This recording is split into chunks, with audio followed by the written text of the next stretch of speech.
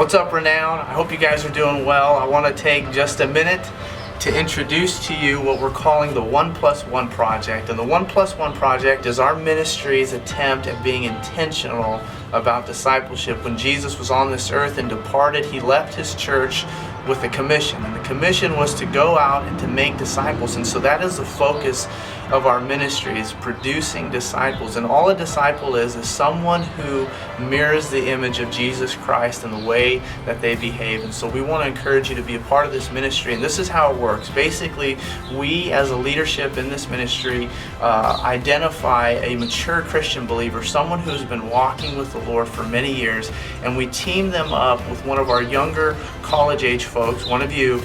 And the hope is that over that time, as that relationship develops, you would begin to glean insights from their experiences as a believer in Jesus Christ. And as that process happens, you begin to grow in your own relationship with Christ as you practice those spiritual disciplines. So we want to encourage you to be a part of what we're doing in this ministry. But we also want you to hear firsthand from those who have participated in the 1+1 Project and the way that it's influenced their lives.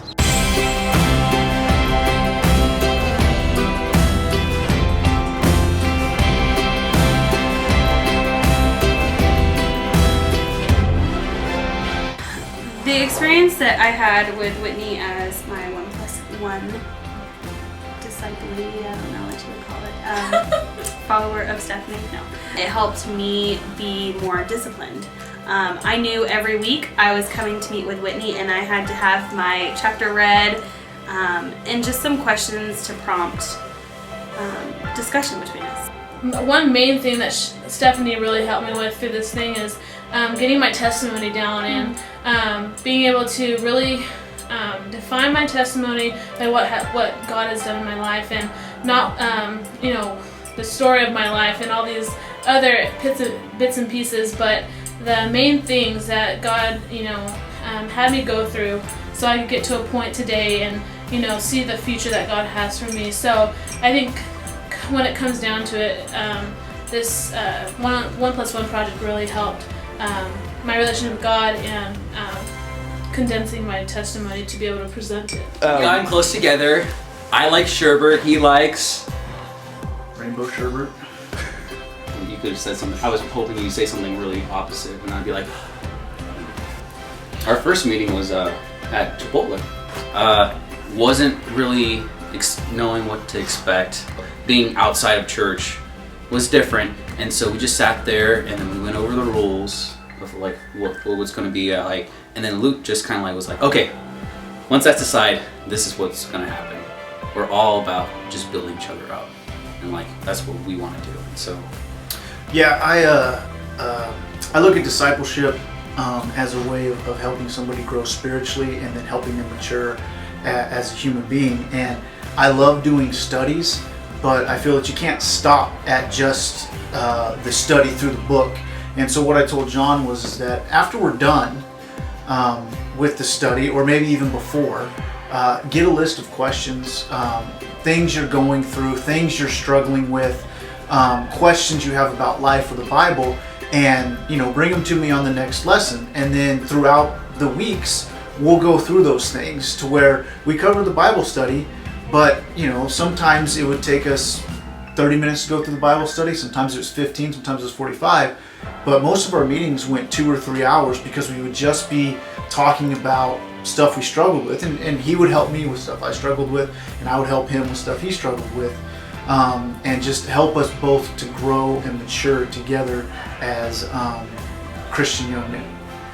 it was great to have the opportunity to ask questions to ask somebody that knew a little bit more about the Bible or could in fact answer some of the questions. Yeah, and it made you feel less inferior when you're thinking about them, and you actually want to get them answered.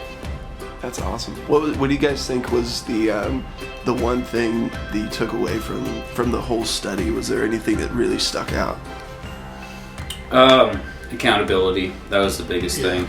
There's of course everyone has sin in their life, and there was sin in my life that I wanted to get out, and like I never told anyone, and I just wanted to just stand up and face it head on, and it was great to have someone that could just like listen to me and not, I know everyone says not judge, but like literally not judge. And then also came back and was like, yeah, I have the same problem or I have a similar situation and I can help you with it. I like that. That was important. Yeah, I think that's the biggest thing that I try to emphasize in discipleship is I'm not going to judge you because we all sin. We're all sinners. And the problem is we don't want to tell our parents, we don't want to tell our wife, we don't want to tell anybody our sin, so we struggle with sin ourselves. And so it was nice for me, because I've discipled people before up in Fresno, but no one here in town. So for me to take out of this another person that's close to home, that if I'm struggling with something, I can call up and go, John, I'm really struggling with this, man. And I know that he'll keep me accountable and he's not going to judge me because we're just as guilty as each other. And there's no reason to say that he's better than me or I'm better than him because we both have fallen. And so that's what I took out of it, was another person to keep me accountable who wasn't going to judge me, or to where there's no skeletons in my closet. I can tell this guy anything at any time and he can tell me anything at any time. Yeah. And it will, I'm going to build him up and I'm going to help him get over the problem, and he'll do likewise for me. On average, we met once a week for about an hour. We met in different places. He was either at a restaurant, or I guess if you want to call somewhere a restaurant, or outside of Starbucks, or at the office, at the church office, we meet and talk. I think the one thing that I took was just how to be a leader, how to disciple others, and take from what Daniel taught me to use to other people that are going to be coming in, or people that are new to the church, or anyone actually that just needs discipleship, or someone to talk about, talk to things. And so yeah, I felt like I learned a lot through our study. The chapter on worship was just awesome. I loved how Donald Whitney just defined worship, and so that was powerful. I learned a lot from Jeff and Austin, and that would have probably been the most impactful thing about the discipleship process, just developing that relationship, getting to hear their heart for ministry, and just hearing their perspective on some of the different topics we were going through. I felt like I walked away being filled up with our conversation more than they could have possibly been by what I said. So that was really powerful. Well, our setup started really easy. I contacted Athena and we decided to meet at Starbucks that she used to work at over by Cal State. And so we met there at, was it 8 o'clock in the morning? Yeah, 8 o'clock. Every Tuesday morning, because it worked in with her schedule really well.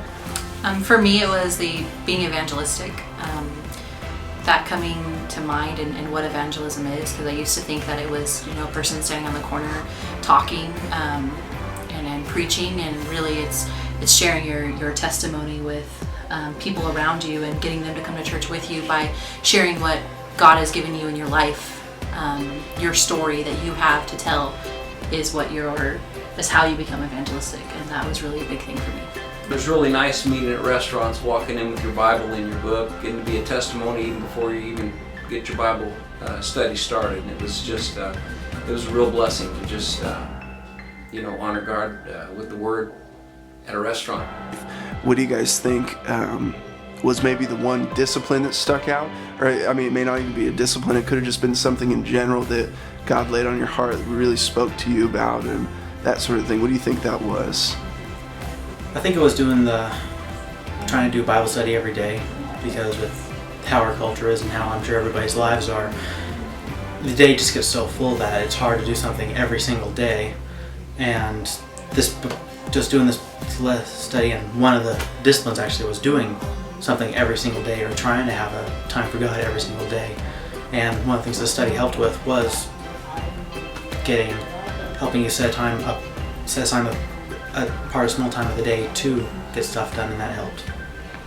Yeah, because no matter whether you're a young college person or you're an old guy like me, it's time. Your life is time. Trying to find the time to spend with the Lord, reading your Bible, studying your Bible, taking time in prayer. But I think time, we both seem to realize that finding the time out of our day, every day, to spend in the Word was just really something I know that I took from it.